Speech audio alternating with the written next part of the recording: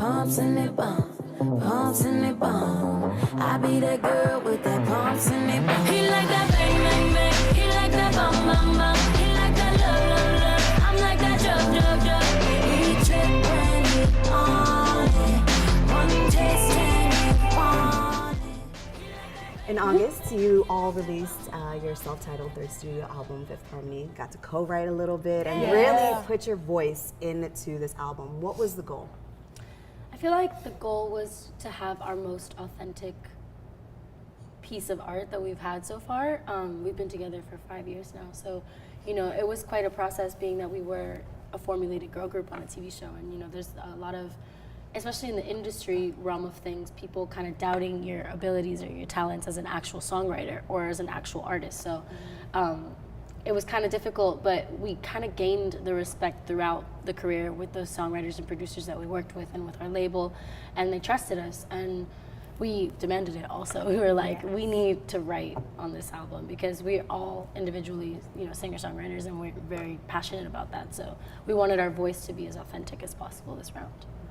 What was the message that you all were trying to convey that was different from 727 or Reflection?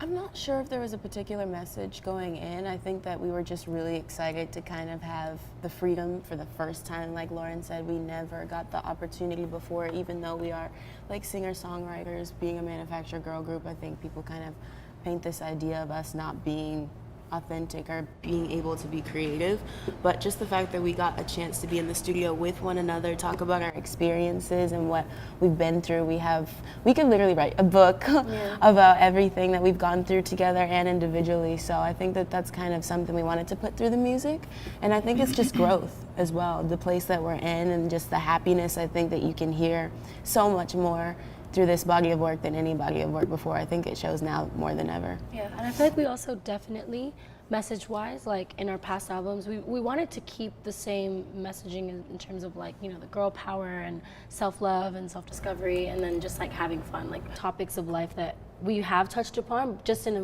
more authentic voice this time than we ever have, because it came from us this time instead of people writing the songs for us. And I think what's also so special is the fact that we were able to play off of genres that we all collectively love and are into, such as R&B and soul and a little reggae in there. It's a mixture of things, and it was very important for us to incorporate that, so while we're on stage and performing these songs, we are in love with it and we feel confident about it. Was there a song off of the Fifth Harmony album that you consider like your baby because it really spoke to a real life experience? I would say Messy is a really special one that Normani and I That was the other one that I was thinking of. With the Dream Lab, who are some amazing, hilarious Aussies. They're so funny, so much fun. And it's kind of ironic because the song's more vulnerable. But it was so much fun writing with them and being able to connect. Normani and I were really inspired by the music, and we were like, you know what, let's talk about this, because sometimes, we have those songs where we're very confident out there and everything's great, but we don't really have a lot of songs that kind of show that softer, more vulnerable, exposed side. So we were really feeling inspired that day by our emotions and, kind of getting in that little place. I wanted to touch on Messy for a second because the message in that song is embracing your insecurities and just dancing around the room with nothing but the radio on and really just like feeling in touch with yourself. You guys are always on the road, hustling and bustling. How do you find the time to really connect with yourself, especially being in a group? Yeah, it's a conscious effort. I feel like it's like you can't, because I find myself getting caught up sometimes where like a week has gone by and I don't, like it's just like wake up, work, sleep, wake up, work, sleep, wake up, work, sleep, wake up, work, sleep, and I get kind of caught up in that, and I'm like, wait a minute, like I need to breathe. Like I like to read books, I like to listen to music, I like to like really loud on a speaker, not even like earbuds, like in a speaker, like filling the whole room. For me personally, it's like as simple as calling my grandma or my dad back at home and just having like an hour conversation about whatever it is that I'm going through, because it is like really hard being, caught up and being in the limelight, and especially because, we're public figures and we've been doing this since we were like 15 years old. So I think that for me personally, there has been times where I'm like, oh damn, I don't even really like recognize myself anymore. I need to get back to remembering who I am.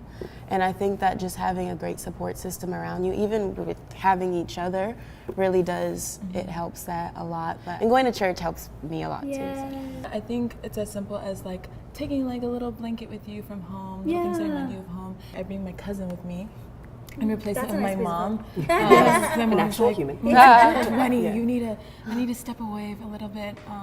So just like a little growing up to do, you know, like I need you to feel like you're 20. Absolutely, that's so important, Dinah. Yeah. You're absolutely right. Like it does help. I have my stuffed animal moose. Literally still has loose moves. So He's cute. so cute. My dad gave him to me when I was a little girl, and I've kept him with me throughout everything in my life. Like, and he will not ever be in a suitcase because God forbid something happens in my suitcase. I can't lose him. So I have to keep him. Should have brought him to the round table. I know. Right? He's sleeping. He needs a nap, guys. He's resting. But I love when we have a break. Just going home is so.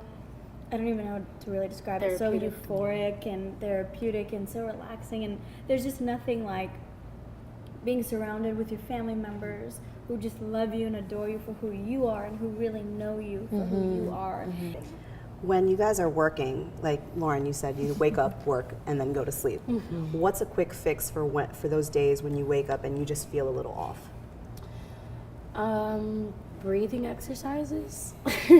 Like That's important. just You gotta kind of I kind of just like take periodic moments throughout the day where I just kind of inhale, exhale a few times, and just kind of gather myself, because there really is no remedy for it, because you can't think about it. You just have to go, you know, because we work such long days sometimes. Sometimes we wake up at 8 o'clock in the morning and don't go to bed till midnight, you know, and those kind of days are draining. They really are, because you're doing interviews, you're talking to a lot of people, you're in heels all day, which is the worst. So it's kind of, it's tough, but breathing it out and texting people you love. I feel like it's also super important that you like read some really motivating quotes in the morning. I've been doing that a lot lately, where you just like sit back and you just like, wow, this is my lifestyle. Like look back at when you were 15, 11 years old, and you're like, how did I get here? And then you just start appreciating it. And then you just gratitude most definitely is so important. So it's been 5 years since the X Factor, and I feel like, you know, there's so many industry lessons to be learned within that time frame. Girl. So can you drop a gem that a woman or like another female mentor has given to you that you've taken with you on this journey? Okay, so Dina LaPole, she's our Amen. This woman changed our lives, straight up. But one of the best things that I feel like she told us was, I don't care how old you are, I don't care what people have told you, you need to know your business. You need to figure out all of the working parts, and here's this, here's this, here's this, here's this, here's this, and this is why you need to pay attention. She took the time. Read your contracts. That is like one of the most important things about this industry. There's so many sharks out there looking to It makes you understand it. looking to tear you apart, and it's like, it's really sad because I've seen a lot of super talented people get swallowed by their contracts, and it's so sad. It's horrifying. Because it's like it's like they suck the life out of them, and then once they're dry, they're like, okay, cool, moving on to the next one, you know? It's a Disposable. cycle. People are disposable. Yeah, it's not just all glam and get on a stage. Like, no. There are a whole so business. many moving parts, and it's a corporation. Like, it's literally an industry. So. Absolutely. That's about you, amazing Ally? advice. What pieces? Just take in every moment and enjoy it. Breathe. And then also just trust God through everything, because it can be really, really crazy and really hard. And you see a lot of things in this industry that are horrifying. And there are things that have happened to us that are really just horrifying at the end of the day. Just to have that faith and just to know that things are going to be challenging in your life, but just to persevere. Everything's a lesson. Yeah. I keep a journal with me. I used to write since I was like 10, because my grandmother gave me this journal, and this was like my first time writing. She's like, you need to just write like how your day is, and every little thing, because you'll forget it. Your memory cannot hold every little thing. So it was funny because during X Factor we bumped into Kelly Rowland, and she mentioned the same thing, and I was like, oh, I do have a journal. She's like, it's necessary that you guys all write down what's happened throughout your day, because it becomes all such a blur. Yeah. And she was saying how like she kind of regrets not keeping those memories or like documenting them. I've kind of held on to that because every little moment counts. And for me, I want to remember those moments. I want to remember how I felt. I want to remember what was going on in my mind. And so that one day when I look back, I'm like, wow, I went through all this. And it's not just documenting on social media, it's an actual conversation with yourself. Exactly. That's the most important part. I would say also Kelly Rowland. She just told us how important it is to take pictures and to document, you know, every single thing that you go through because it's too good.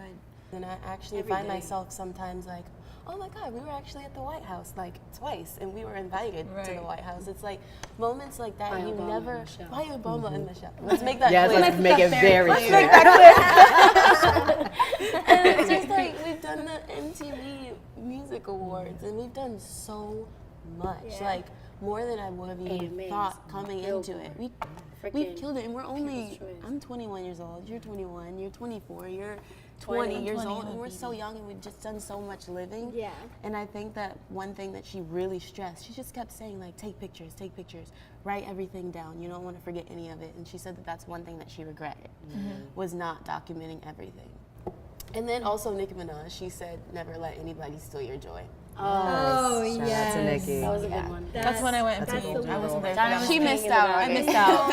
I want to go pee, and they had a Nicki Minaj moment while I was in the restroom, and I was really sad. Yeah. No, but we're gonna have It's it okay. again. Yeah. You looked cute. It's okay.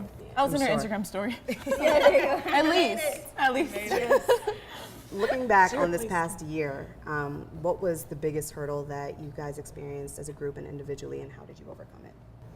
I think for us making this album, I think there's just so much that kind of went into it and so much that was going on. I feel like we knew who we were and we wanted to find our sound, but we also had to really be vocal and put our foot down and just say like, hey guys, we're creating the album that we want. We've been working very hard and we want to be able to write. So Chris Anakute came in and he helped with all that. And he was able to really give us that freedom and that freedom to have the input that we finally wanted. Honestly, we can't even pick one. Almost every day. It's an ongoing. There is a problem. There's something. There's some little demon working, some little thing. Yeah. We always overcome though. We're resilient. We are so That's resilient. what we do. I am We so really proud are. of us. I can't even explain to you. Like, there's just so much and so many moments that so many people that like just they don't want to see you win. Yeah. Like Khaled says, like it's a real thing. It really is. They Real don't thing. want to see you win. They don't want to see you thrive. They don't want to see you happy. It's like this. But look at the smile, y'all. Right? You're smiling, and God is watching over and making sure that we're clear. Like Amen. and it's really like it's about a focus thing. It's a mentality thing. Like I feel like we go into survival mode so often. We're like, what are we gonna do to get this done? And we always imagine figure being it in out. that place, only having to depend on one another. Each other, yeah. Like, luckily now we have an amazing team that we feel supported by. Yes. But there was a time where it was just the four of us. And it's like, what the hell are we going to do? How are we going to get through this? Yeah. And I think that our resilience comes from each other. And I think personally, like overcoming like insecurity. I think I personally had a lot of growth with that this year. Oh my gosh, me too. More than ever in my life. I just have a really good support system around me, and like I'm very sure of myself and my purpose and like what I can offer the world. And when you do that, like when you separate your purpose from like, oh, what is everyone else doing and how can I be like that, or you know what I mean? Like when you separate yourself from that and you're like, I'm the shit. I'm the shit. Yeah. I'm cool. Like, let me just be me. Let me just like elevate me. Because you're always all in your head. That's what I'm saying. Always And this in your industry head. does that to you. How do you maintain, and this is no pun intended, harmony within a group, but still be true to yourselves? I think the best thing is when you can kind of like take your ego and your pride away. Put it And in a your- little box. Yeah, and say over like, here. And then analyze burn the it. situation. Yeah, I'm burned. No, analyze the situation and just admit. I think the best thing, the most important thing in running a healthy group is admitting when you're wrong.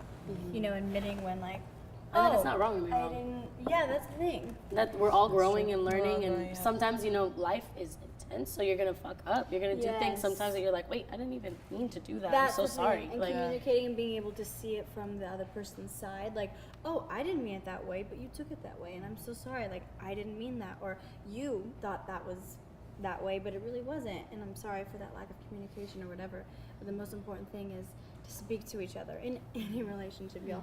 Friendship, boyfriend, girlfriend, whatever. It's true. It's the big thing. It's the big Having that Number open one channel. key. I think it's also Major key. a matter of making sure that everybody feels supported. Because like what you asked, making sure that you still have your individuality while still Yes. supporting the group, which is the core of Absolutely. absolutely everything. I think just having everybody recognize, where home is, which is Fifth Harmony, and that's the root of it all. Like that's the source that kind of drives us all individually to be able to do anything else that we want to do. But in doing that, like, it's like, I'm happy for you, girl. Like, this is what makes your heart smile. Having that confidence and recognizing that each of us can be fucking great. Absolutely. And that I can be great, and you can be great, and you can be great, and you can be own way, great in your own way, and we can all shine. We're also different from one another. Like, we listen to different things. I mean, we like a lot of things that And we can be that we similar, do love. for sure. Yeah, there's similarities. Very similar. But we are very different from one another. So It's really cool. It's like fun. It's like a little. we love different Party, styles of guys. music. I mean, on the carpet we wear different styles of clothes, but we all keep it very cohesive. Yeah. We make it work. Shout out to that. Well, shout out to you guys. Oh man, I ran out of words. You want some? Give me a little bit just for the cheers purposes. Thank you. Share, guys. Cheers.